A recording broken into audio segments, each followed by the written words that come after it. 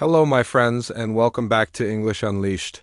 I'm Tom, and today I want to talk with you about something practical, something you can start doing right away that will completely change how confident you feel when speaking English. The focus of today's episode is on daily habits.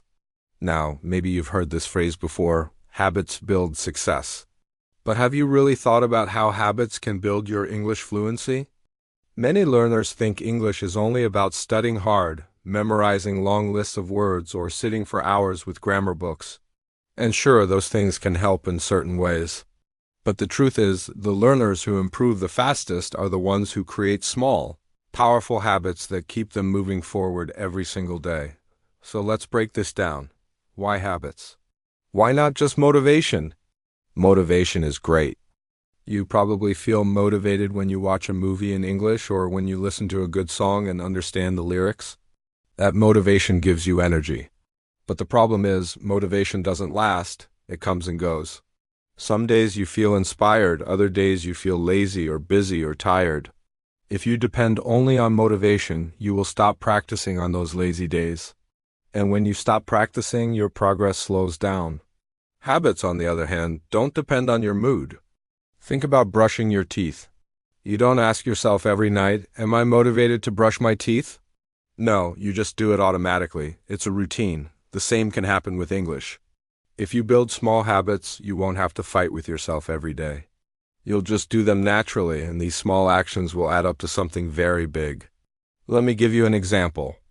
Imagine you decide that every morning, as soon as you wake up, before even checking your phone, you will say 2 sentences in English out loud. That's it. 2 sentences. Something like, "Good morning, today I feel tired but excited for my tasks." Or, "I want to do my best at work today." This is tiny, right?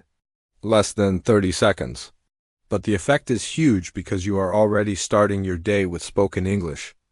Now imagine you also add a second habit. During lunch break, you listen to 3 minutes of an English podcast or video. You don't need an entire hour, just 3 minutes. And after listening, you say 1 sentence back. For example, "I agree with what the speaker said," or "I don't think that's correct, in my opinion." That's all, but again, it's daily. Then at night, maybe as you brush your teeth, you make it a habit to summarize your day in English. 2 or 3 sentences. "Today was busy, I met a new colleague. We worked on a project together." Simple, clear, short. When you connect these 3 tiny habits together, morning sentences, midday listening, evening summary, you end up speaking English 3 times a day without even thinking about it. That's how fluency grows. Not from one giant effort once a week, but from small actions repeated every single day. This idea is backed by science. Psychologists call it habit stacking. Habit stacking means you attach a new habit to something you already do every day. For example, you already brush your teeth every night. If you attach the habit of speaking 2 English sentences immediately after brushing, it's much easier to remember. You don't need a reminder on your phone. You don't need willpower. The existing habit carries the new one. Now, let's talk about what kinds of habits are most useful for English learners. I'll share 5 categories. First, speaking habits. These are the most important. You can practice self-dialogues, narrating your actions, or just greeting yourself in the mirror every morning. The key is to speak out loud, not silently. Your mouth needs practice just like your muscles need exercise. Second, listening habits. Listening builds your ear for natural rhythm and pronunciation. But don't just listen passively, make it active. Pause the audio and repeat a sentence. Or summarize what you heard. Even if you don't understand everything, focus on the main idea. Third, vocabulary habits. Instead of memorizing 50 words in one day and then forgetting them, choose 1 or 2 new words every day. Use them immediately in your sentences. For example, if today's word is confident, you might say, "I feel confident about my meeting tomorrow." This small daily habit is far more effective than rare big study sessions. Fourth, writing habits. Writing helps organize your thoughts. You can keep a 1-sentence journal in English. Every evening, write 1 sentence about your day. Over time, you'll build not only fluency, but also a personal record of your progress. Fifth, reflection habits. This is where you pause and look back. Once a week, maybe Sunday evening, listen to one of your own recordings. Notice what has improved. Maybe your sentences flow more smoothly. Maybe your pronunciation is clearer. This reflection habit will keep you motivated because you'll see real evidence of progress. Okay, now let's create a sample daily fluency routine together. Imagine this. Morning, speak 2 sentences out loud as soon as you wake up. Afternoon, during lunch, listen to 3 minutes of English audio and respond with 1 sentence. Evening, after brushing your teeth, summarize your day in 2 or 3 sentences. Anytime, write 1 sentence in your English journal, that's it. Less than 10 minutes total. But if you repeat this every day for 1 month, you'll all be shocked by how much more natural English feels in your mouth and in your mind. Now, I want to address a common question. What if I make mistakes while speaking?